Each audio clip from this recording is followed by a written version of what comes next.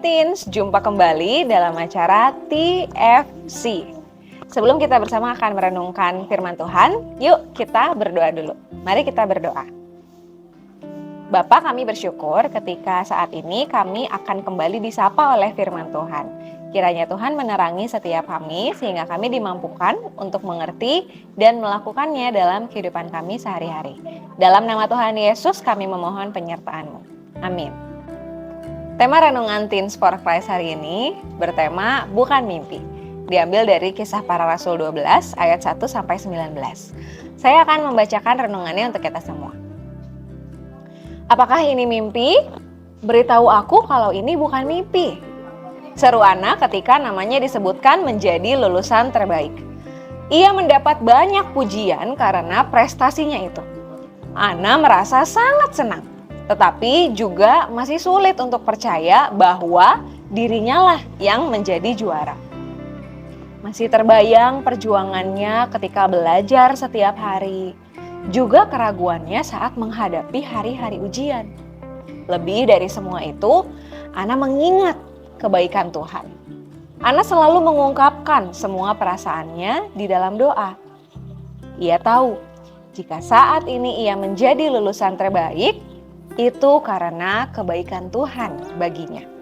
Pernahkah ada peristiwa dalam hidupmu yang membuatmu merasa sangat senang, bahkan seperti mimpi?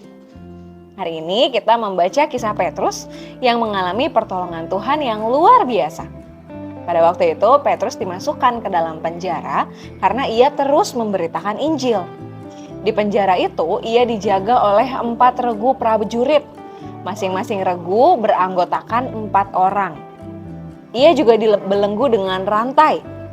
Tapi selama Petrus berada di dalam penjara, jemaat Tuhan terus mendoakannya. Dan Petrus juga berdoa. Hingga pada suatu malam, malaikat Tuhan datang untuk membebaskannya. Ia dilindungi malaikat Tuhan untuk melewati semua penjaga yang totalnya ada 16 orang itu.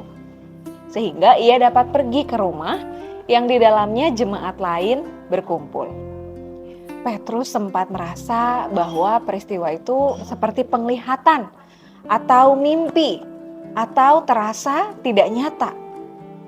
Dan murid-murid yang lain juga merasa tidak mungkin Petrus datang menjumpai mereka. Namun Tuhan bertindak. Ia sanggup untuk menolong anak-anaknya meski tampak tak mungkin. Teens, saat Tuhan melakukan perkara yang luar biasa di dalam hidupmu, bersyukurlah dan jangan lupakan pengalaman iman itu. Biarlah pengalaman iman itu menguatkanmu untuk terus bersaksi baginya. Seperti Petrus yang kembali memberitakan Injil setelah dilepaskan dari penjara, Tuhan pun ingin agar kita tidak terpaku pada kekaguman akan pertolongannya. Tetapi lebih penting daripada itu, melanjutkan tugas kita dengan berani bersamanya. Yuk kita berdoa.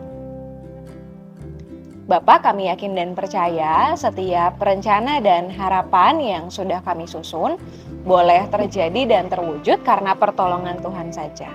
Karena itu kiranya Tuhan mendahului segala rencana dan mimpi-mimpi kami.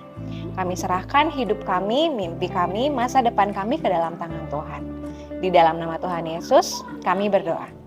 Amin. Demikian renungan kita hari ini. Jangan lupa like, subscribe, dan bagikan kepada yang lain. Tuhan memberkati.